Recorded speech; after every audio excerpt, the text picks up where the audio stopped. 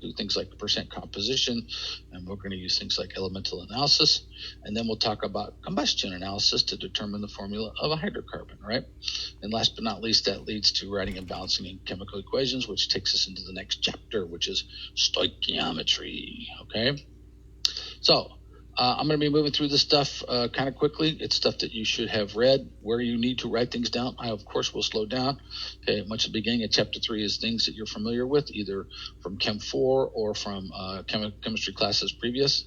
Okay, remember, you need to take notes when I'm putting stuff up, not write everything down. And I expect that sometime later today, you are going to rewrite your notes with the stuff I put up on Canvas. That is the way that you're going to maximize learning and understanding of this material. Okay, folks, you can't just come to class, watch me talk about it, jot down some things and say, I got it. Chemistry learning is an iterative process. You've got to read, then you watch, and then you recopy. That's how you do it. And I know that takes a lot of time, but remember, this is a 5-unit course, and it's a tough course. It is the first hardest course you're ever going to have. And the study skills and habits you develop here that lead to success will help you be successful in your classes subsequently down the road. Okay? All right, so stuff you know, right? An atom is an itty-bitty tiny thing. Okay, an atom is the smallest indistinguishable part of a pure element. So when we take an element, we can break it down into its atoms. Be careful. There are 7 elements that are diatomic in nature, right? You need to know those. It's hydrogen, nitrogen, oxygen, chlorine, fluorine, bromine, and iodine. Those are the 7 that are diatomics in nature, okay? An ion is anything that has a charge. Now, an ion can be an atom with a charge, right? Or it can be a molecule with a charge. Those electrical charges on molecules give rise to what we call polyatomic anions and cations, right? Now, there's only one polyatomic cation that we deal with in Chem 1A, and that's ammonium, right? NH4+. There's gobs of other ones. How do you remember them? Note cards, right? Flashcards, all right?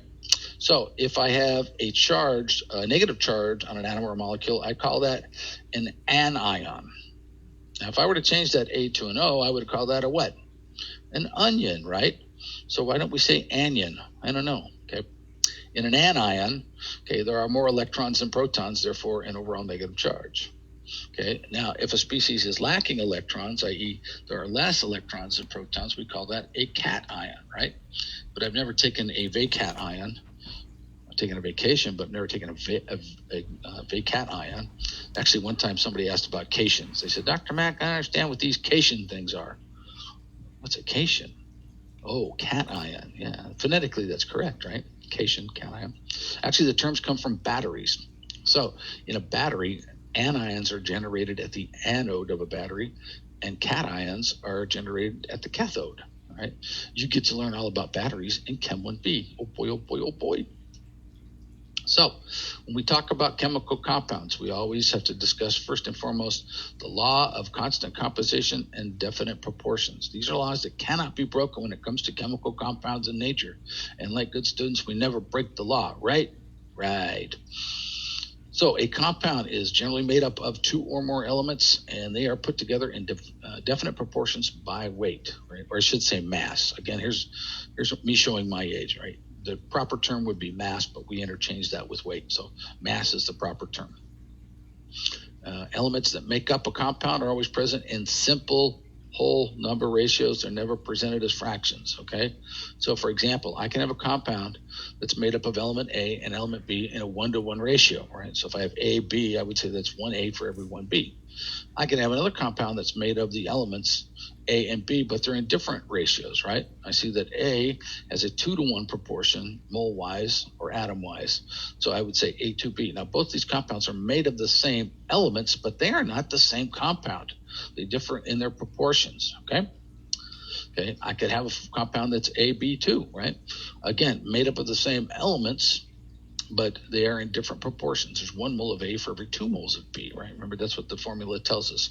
In fact, when it comes to hydrocarbons or compounds containing carbon, hydrogen, and oxygen, there are an infinite number of chemical compounds. In fact, the whole subject of chemistry is listed, given to hydrocarbons or carbon-containing compounds. It's called organic chemistry, right? It's a subject of its own. Okay, you never see something like this, A 1/2 B, right? Because think about it. What's half of an A atom? The minute you split an atom, it's no longer the same element. It's different. So when we see elements in compounds, they are presented in definite proportions, right, and whole number ratios. So the composition of a pure compound will be the same no matter how much you have, right? So if I've got 10 grams of sodium chloride and 5 grams of sodium chloride, it's still going to be a 1-to-1 ratio of sodium to chlorine, okay, both by the mole ratio and by mass percent of each particular element. So we never see any change in the composition of a pure compound depending on the amount of stuff that's there, okay? So this may seem something that's simple, but it's an underlying thing for setting up and solving problems in chemistry, okay? All right. So molecules and ionic compounds, how do they differ? Right? A molecule is the smallest uncharged individual unit of a compound formed by 2 or more elements. Now I said individual unit, all right? That's different in the case of an ionic compound, where ionic compounds are made up of negative and positive charged species, cations and anions, and they're represented by the ratios that cancel out the charge, right? The amount of positive charge in a compound that's an ionic compound has to equal the amount of negative charge, right? They're balanced neutrally. A molecule can exist entirely on its own. So if I'm talking about a molecule like carbon dioxide, I can find somewhere an individual carbon dioxide molecule sitting around, all right? Lock it up in a box. However, when we talk about an ionic compound, it's represented by what we call a formula unit that describes the simplest ratio of those cations to anions, right? So if I were to say sodium chloride, it would be a 1-to-1 ratio. If I said calcium chloride, it would be a 1-to-2 ratio, 1 calcium for every 2 chloride ions, right? Okay. And we simplify those down, but you got to be careful. Remember that tricky guy, mercury 1, Hg2, 2 plus, right? Remember, it's +1 overall for each mercury atom. If I were to write Hg2, Cl2, that's not incorrect. I wouldn't simplify it. I would still say that's mercury 1 because Hg2, 2 plus is a unit on its own. So be careful with that guy. It's one of the tricky things that you see. So ionic compounds, they come from metals and nonmetals. Mm-hmm. You've got your metals over here on the left side. Got your nonmetals over there, right? Metals tend to form cations by losing electrons. Nonmetals pick up those electrons to form anions. Opposites attract, Pauli-Abdul principle, and they come to make bonds, okay?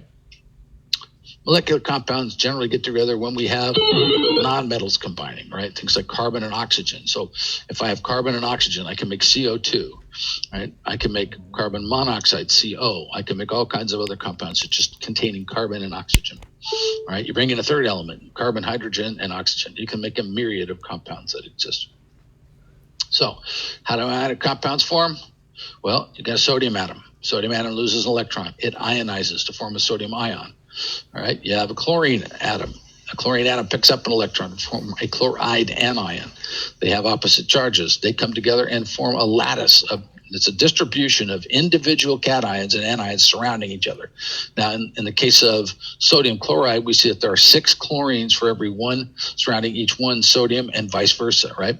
And this leads to what we call the crystal structure that we associate with sodium chloride, right? So if you were to look at sodium chloride in a microscope, you would see little teeny tiny cubes that actually mirror the lattice that forms the alternating distribution of plus and minuses that are there, okay?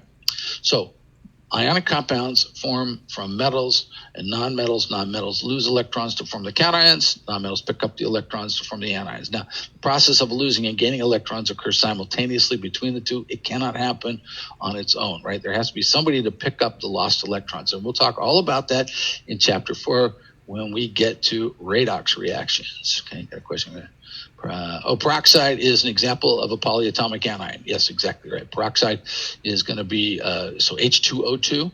Okay, I wouldn't simplify that and make it H2HO because that would not exist, but H2O2 exists. We're going to learn about molecules down the road, okay? We're going to learn how the polyatomic anions form and why they form in certain ways, and we're going to understand how bonding works between molecular compounds down the road, okay? For now, please just get your nomenclature together, and then you should be able to understand the difference between an ionic and a molecular compound.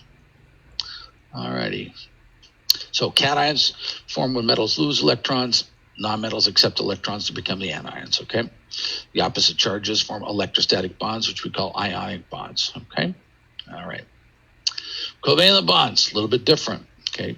Covalent bonds result when non-metal species come together. So metals and nonmetals make ionic bonds. Nonmetals and nonmetals come together to make covalent bonds. Each atom will contribute an electron to the bond, right? In this case, there's a sharing of electrons that comes about.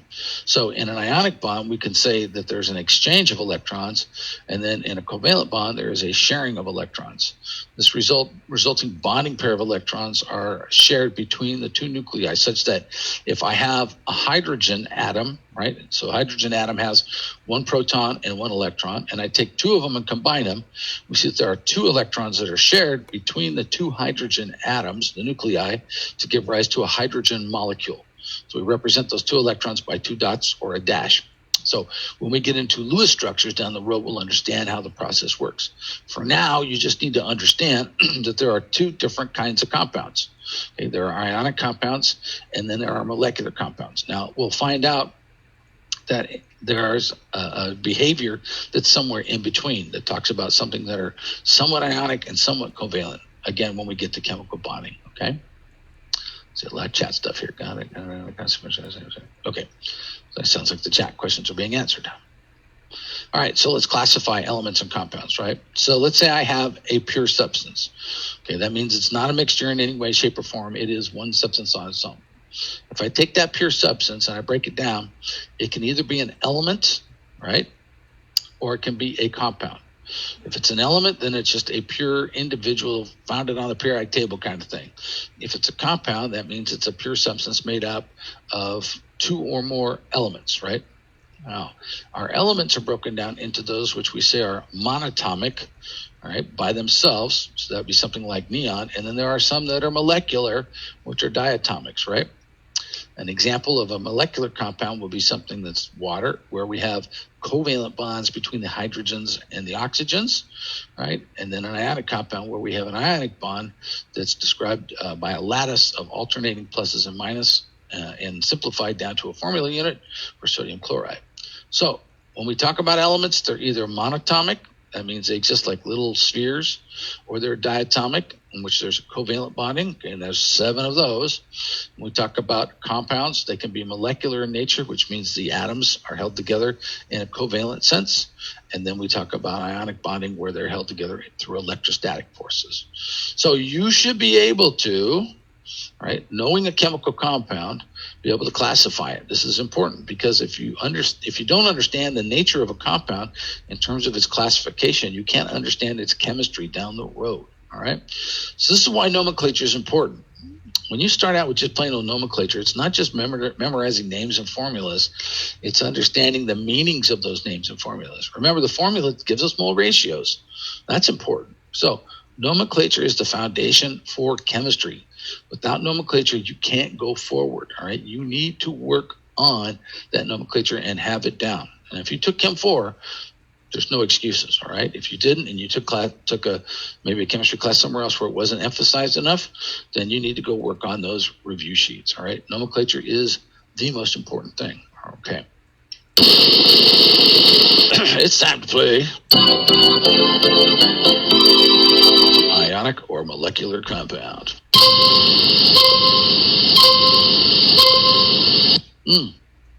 This one's easy. It gives you a big old hint, right? It says vanadium 3. The 3 stands for the charge. Therefore, this must be a ionic compound, right? Exactly. Formula would be Va2 CrO4 taken 3 times, right?